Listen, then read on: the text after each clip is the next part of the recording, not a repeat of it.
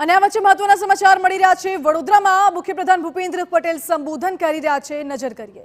પાલિકા દ્વારા આયોજિત પીએમ સ્વનિધિ અંતર્ગત શેરી ફેરિયાઓ માટેના સ્નેહ મિલન કાર્યક્રમમાં આપણી સૌની સાથે ઉપસ્થિત અમારા સાથી અને મુખ્ય દંડક શ્રી બાલકૃષ્ણભાઈ શુક્લ, સાંસદ શ્રીમતી રંજનબેન ભટ્ટ, મેયર શ્રીમતી પિંકીબેન સોની, અમારા સાથી ધારાસભ્ય અને વડીલ મુરબ્બી યોગેશભાઈ પટેલ, શ્રી મનીષાબેન વકીલ, શ્રી કેયુરભાઈ રોકડિયા, શ્રી ચૈતન્યભાઈ દેસાઈ, પૂર્વ મંત્રી શ્રી રાજેન્દ્રભાઈ ત્રિવેદી,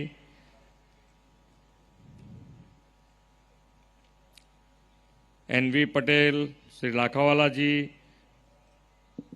પ્રદેશના સહપ્રવક્તા શ્રી ભરતભાઈ ડાંગર, મહિલા મોરચાના રાષ્ટ્રીય ઉપાધ્યક્ષ Shrimati Jyotiben Pandya, deputy mayor Shri Chiragbhai Barot, standing chairman Shri doctor Shitalbhai Mistry, પક્ષના નેતા મનોજભાઈ પટેલ, દંડક શ્રી શૈલેષભાઈ પાટીલ, શિક્ષણ સમિતિના અધ્યક્ષ શ્રી મિનેશભાઈ પંડ્યા, ચૂંટાયેલા જનપ્રતિનિધિ, સંગઠનના પદાધિકારી, ઉપસ્થિત સૌ લાભાર્થી ભાઈઓ બહેનો, પ્રેસ મીડિયાના મિત્રો, સૌને મારા નમસ્કાર।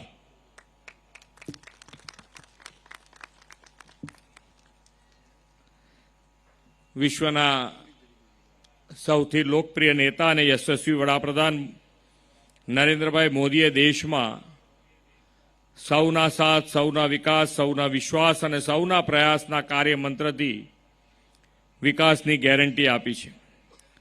સૌને વિકાસની સમાન તક મળે એ માટે વડાપ્રધાનશ્રીએ સાચા અર્થમાં ગરીબ, વંચિત, પીડિત, છેવાડાના માનવી, નિરાધાર લોકોની ચિંતા કરી છે।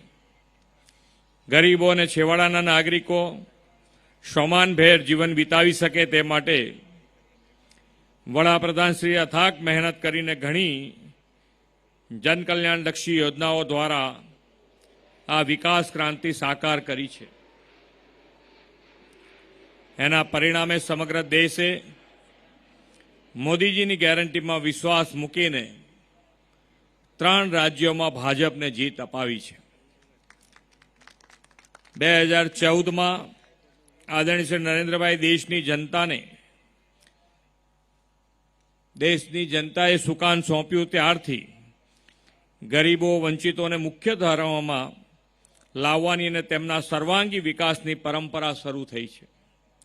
આદરણીય વડાપ્રધાનશ્રીની વિઝનરી લીડરશીપમાં ભારતે વિકાસની નવી ઊંચાઈ હાંસલ કરી છે। તેમના પ્રયાસોના પરિણામે છેલ્લા 9 વર્ષમાં 13.5 કરોડ જેટલા લોકો ગરીબીમાંથી બહાર આવ્યા છે।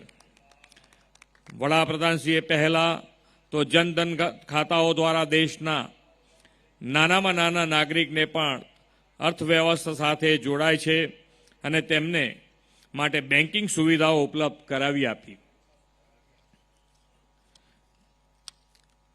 જનધન યોજના દ્વારા સમગ્ર દેશમાં 51 કરોડથી વધુ લોકોના જનધન ખાતા ખોલ્યા છે ને એમાંથી પણ ગુજરાતમાં 1.82 કરોડ જેટલા લોકોએ બેન્કિંગ સુવિધા સાથે જોડાયા છે। એટલું જ નહીં, ગરીબ, વંચિત, છેવાડાના નાગરિકોને બેન્કિંગ સાથે જોડીને વડાપ્રધાનશ્રીએ વિવિધ કલ્યાણકારી યોજનાઓની આર્થિક સહાય સીધી લાભાર્થીઓના ખાતામાં વહેંચી એવી વ્યવસ્થા કરી। કોરોનાના કપરા કાળમાં પણ વડાપ્રધાનશ્રીએ લાભાર્થીઓના ખાતામાં સીધી આર્થિક સહાય પહોંચાડી છે। કોરોનાના સમયે આપણે જોયું છે કે મોટા મોટા દેશોમાં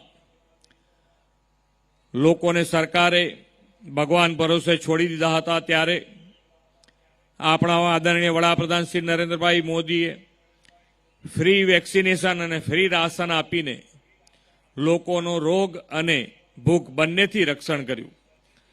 કોરોનાના સંકટ કાળ પછી ગરીબ માનવી રોજનું કમાઈ રોજ ખાનાર લોકોને ફરી બેઠા કરવા વડાપ્રધાનશ્રીએ પીએમ સ્વનિધિ યોજના શરૂ કરાવી। ગરીબ કે નાનો માણસ બેંકમાંથી લોન નહોતો લઈ શકતો, કેમ કે એના જામીન કોણ થાય। પીએમ સ્વનિધિ યોજના દ્વારા નરેન્દ્રભાઈ પોતે દેશમાં કરોડો નાના વેપારીઓના જામીન બન્યા અને તેમને લોન અપાવી। નાના ધિરાણ માટે આ પીએમ સ્વનિધિ મોટી સહાય યોજના સાબિત થઈ છે. પીએમ સ્વનિધિ યોજનામાં વડાપ્રધાનશ્રીના માર્ગદર્શનમાં ગુજરાતે અત્યાર સુધીમાં 5.5 લાખથી વધુ સ્ટ્રીટ વેન્ડર્સોને, ફેરિયાઓને, નાના વેપારીઓને કુલ મળીને 700 કરોડથી વધુ રકમની લોન અપાવી છે. વડોદરા શહેરમાં જ પીએમ સ્વનિધિ અંતર્ગત 54 કરોડથી વધુ રકમની લોન સહાય આપી છે. કેન્દ્ર અને રાજ્ય સરકારની વિવિધ કલ્યાણકારી યોજનાના લાભો જરૂરિયાતમંદ લાભાર્થી સુધી પહોંચાડવા વડાપ્રધાનશ્રીના માર્ગદર્શનમાં સ્વનિધિ સે સમૃદ્ધિ કાર્યક્રમ પણ શરૂ થયો છે. આ કાર્યક્રમ હેઠળ પ્રધાનમંત્રી જનધન યોજના, જીવન જ્યોતિ વીમા યોજના, સુરક્ષા વીમા યોજના, શ્રમયોગી માનધન યોજના, જનની સુરક્ષા યોજના, માતૃવંદના યોજના જેવી 8 ગરીબ કલ્યાણલક્ષી યોજનાઓના લાભાર્થીઓને એક સાથે આવરી લેવામાં આવે છે. જનસેવાની આવી યોજનાઓને 100% સેચ્યુરેશનથી ખરા લાભાર્થીઓ સુધી પહોંચાડવા વડાપ્રધાનશ્રીએ 15મી નવેમ્બરથી દેશભરમાં વિકસિત ભારત સંકલ્પ યાત્રાની શરૂઆત કરાવી છે.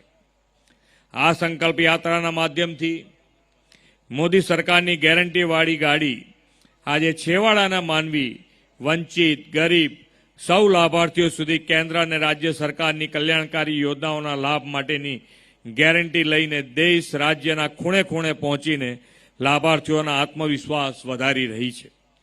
વિકસિત ભારત સંકલ્પ યાત્રા જન સુખાકારી, નાગરિક કેન્દ્રીય સુવિધા અને આરોગ્ય સેવાના લાભો પણ લોકોને ઘેર બેઠા પહોંચાડે છે. વડાપ્રધાન શ્રી નરેન્દ્રભાઈ મોદીએ દેશના અમૃતકાળમાં ભારતને વિકસિત રાષ્ટ્ર બનાવવા આત્મનિર્ભર અને વિકસિત ભારતનો મંત્ર આપ્યો છે. વડાપ્રધાનશ્રીના પ્રયાસોથી આજે એ દિશામાં ભારતની અર્થવ્યવસ્થા વિશ્વની 5મી સૌથી મોટી અર્થવ્યવસ્થા બની છે. 9 વર્ષ પહેલા આપણે 10મા સ્થાને હતા, તેમાંથી હવે 5મા ક્રમે આવી ગયા છીએ.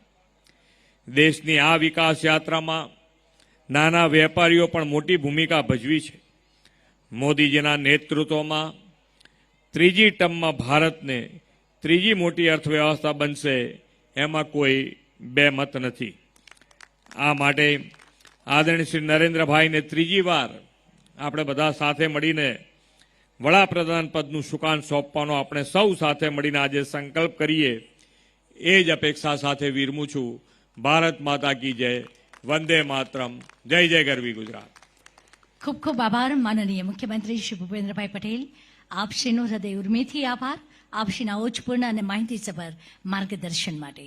ફરી એકવાર ઋણ સ્વીકાર અને આભાર વ્યક્ત કરીએ છીએ. માનનીય મુખ્યમંત્રી શ્રી ભૂપેન્દ્રભાઈ પટેલ વટપ્રદ નગરી, અસ્મિતાધારક સુસંસ્કૃત વડોદરા નગરીના આંગણે આપના આગમન બદલ માનનીય મુખ્ય દંડક બાલકૃષ્ણ ખંડેરાવ શુક્લા, શ્રીમતી પિંકીબેન, માનનીય મેયરશ્રી, મુખ્ય અતિથિ રંજનબેન ભટ્ટ, અતિથિ વિશેષ પદે ઉપસ્થિત તમામ ધારાસભ્યશ્રીઓ, સંગઠનના હોદ્દેદારશ્રીઓ અને વિવિધ પદાધિકારીશ્રીઓનો અમે આભાર વ્યક્ત કરીએ છીએ. આજના આ વડોદરા મહાનગરપાલિકા પીએમ સ્વનિધિ અંતર્ગત શેરી ફેરિયાઓ માટેના સ્નેહ મિલન ઉત્સવ સમારોહમાં અને વિનંતી કરીશ, શેરી ફેરિયાઓ સાથે ભોજન માટે માનનીય મુખ્યમંત્રીશ્રી અને મંચ પરના મહાનુભાવશ્રીઓ પધારશે અને સંગઠન હોદ્દેદારશ્રીઓને પધારવા પણ નમ્ર વિનંતી. વરદસ્તે આ એનાયત માટે મૃદુ સહજ અને ગુજરાતની આન બાન શાન અને આત્મગૌરવના